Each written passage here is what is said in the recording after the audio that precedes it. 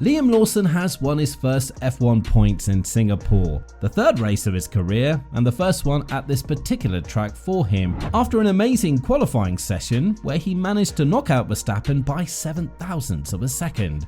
This is something that translates to great news for the Kiwi, but it seems like it's going to cost Daniel Ricciardo a lot more than he had originally anticipated after the Zandvoort accident. And maybe, just maybe, the reality check in Red Bull has finally arrived.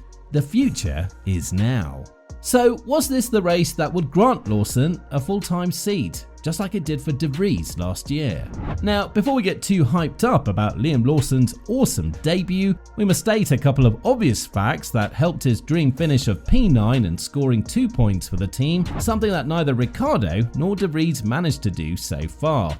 First of all, Ocon's disastrous incident put Lawson at P10, and Russell's crash was what further enhanced his finish to P9, the best ever of an AlphaTauri driver in 2023. However, this should not take away from the amazing weekend that Lawson had, especially considering the fact that this is the first time that he's driven in Singapore in his career. Furthermore, AlphaTauri came up with a significant upgrade package, and it was the first time that this chassis scored points in 2023, thanks to the reserve driver in Lawson. Now, thanks to him, the team now has 5 points, which might not seem that much, but considering the fact that Yuki has the rest of the 3 of them and he's in his 3rd season with the team, this definitely opens up the big door for Liam Lawson. But will it be at the cost of Daniel Ricciardo? It goes without saying that the comeback of Ricciardo presented a massive pleasure for all of the F1 fans, and his first place in Budapest did crack up the mood and the morale in AlphaTauri. However, it started to realistically go down where the experts initially prognosed, fighting in the back and barely making it to the point. While it was more or less the same with Lawson, he did manage to outperform his teammate Tsunoda in the past 2 races, even though it wasn't Yuki's fault that his car decided to stop working during the formation lap in Monza. Nonetheless, Lawson was always lurking around the point, finishing P13 in Zandvoort, P11 in Monza, and P9 in Singapore. What's even more interesting is the fact that he's outperformed his teammate in all 3 races so far, which then again presents bad news for Tsunoda as well. But let's start with the most realistic outcome of this entire scenario, which is Daniel Ricciardo being shown the exit door in AlphaTauri. The only reason that the 8-time GP winner accepted the role in AlphaTauri was to be granted a seat at Red Bull amid all of the struggles that Perez went through at the time. But in the meantime, the Mexican driver managed to pick up the pace and show that he could be a decent number 2 if needed. And what's most important, the rest of the contenders for the Red Bull seat in 2025 have turned up the competitiveness as well, such as Lando Norris and from Zandvoort on, Liam Lawson. Yuki Tsunoda is also one of the candidates for 2025, but considering how great of a race Lawson had in Singapore, I think that everything will change from now on. What's even worse news for Ricciardo is the fact that Lawson will have at least one more race to prove himself in Suzuka, one that has big similarities to Singapore because it's also a circuit that you can hardly overtake on, and one that, if Lawson manages to score points yet again, will almost certainly guarantee him a seat in 2024. Now, the question is, will Red Bull, or more precisely AlphaTauri, be willing to let go of Tsunoda or Ricciardo? Rest assured that this is not an easy choice to make, because each one of them brings its own pros and cons to this situation. For starters, if AlphaTauri decides to kick Ricciardo, the PR campaign that he brings along with himself and the extra experience that the team desperately needs in 2024 in order to get back in the midfield are practically gone. However, at the age of 33, there's not much ambition in Ricciardo to actually provide a solid ground for AlphaTauri, and it's safe to say that if he feels that the 2025 spot in Red Bull is kind of a goner for him, then the investment from his side would be practically zero, considering the fact that he would be driving for the worst team on the grid. On the other hand, if you kick out Tsunoda, you'll kick out the driver that scored the most points for the team in 2023 and the driver that managed to survive massive pressure from being replaced as the team leader by De Vries. When Tsunoda was the teammate of Gasly, it was evident that he would always be under his shadow. But with De Vries coming, many thought that it would be the end of the Japanese driver's career.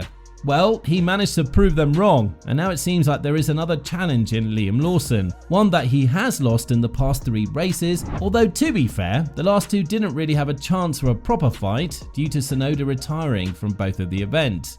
Liam Lawson did say that it was a very hard race for him, and he doesn't have the energy to elaborate on his future until now, but he still spoke about what his future plans are after his dream debut in Singapore, as he elaborated, "I mean, I've been beating the drum since before driving an F1, trying to get this shot, and now I have this opportunity. I'm just trying to maximize it. So I speak to Dr. Marco after each race, and I'm sure I speak to Red Bull after this one, but to be honest, we're just focused on maximizing this. I have this very short window. I basically want to get to the end of it and look back and know that I've done everything I could." Well, regardless, there are some interesting facts about Lawson's debut in Singapore, and one of them is the fact that no rookie driver managed to score his first points here, which is understandable considering the toll that this circuit takes on your body, combined with the weather conditions as well. It's a mentally and physically draining track, which should give Liam the extra credit that he was so desperate for during these hard periods of his life. To be thrown into F1 from Super Formula mid-season and to score points in your 3rd race, even though it came at the expense of Ocon and Russell crashing, it is by no means a small achievement from Liam, and it definitely has the potential to snowball into something much greater than this. Speaking about his debut, drivers like Russell, Leclerc and Sainz praise what the Kiwi managed to do in his 3rd race of his career, and the fact that it's Singapore that we're talking about only makes it much greater in their eyes. Sainz in particular said that entering Q3 in Singapore for a driver like Lawson should be an achievement worth granting him a starting spot in F1, not to mention the fact that he knocked out both Red Bull drivers and also scored 2 points during the race. Now, the reality that we live in is that Ricciardo provides a lot of external value for the team in form of media popularity and an experienced opinion on how the car should behave, something that not even Tsunoda or Lawson can compare with. Furthermore, Ricciardo is also related to Red Bull, something that Tsunoda cannot brag along with, as he came into the team as part of the Honda deal back in 2018.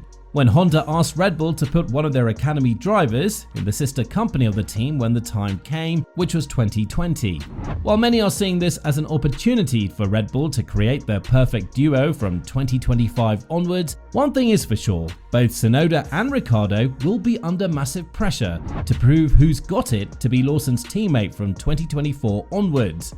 I know that everything sounds like a rumour so far, but scoring points in your 3rd race and potentially doing so in your 4th is definitely not something that Red Bull would want to skip, considering the fact that they gave a Mercedes Academy driver the opportunity to shine in their own team. Tsunoda said it the best: the faster driver gets the seat in Red Bull, and all he has to do is prove that he's the faster one. However, he's facing some tough challenges right now, and Danica Patrick has spoken about the biggest one that's coming right at him currently. As she elaborated, they've been outshining Yuki. I mean, even in the first weekend in the car, Daniel was faster, so that isn't a good look. And we all know how competitive it is in Formula 1 to keep your seat, and you have to be fast. And you know, it's one thing to be against your teammate the whole year and not necessarily know the difference. But then when you get thrown brand new drivers and each one of them goes faster than you, it's not a good sign. So after hearing all that, what do you think is in the foreseeable future for Liam? Let us know in the comments down below.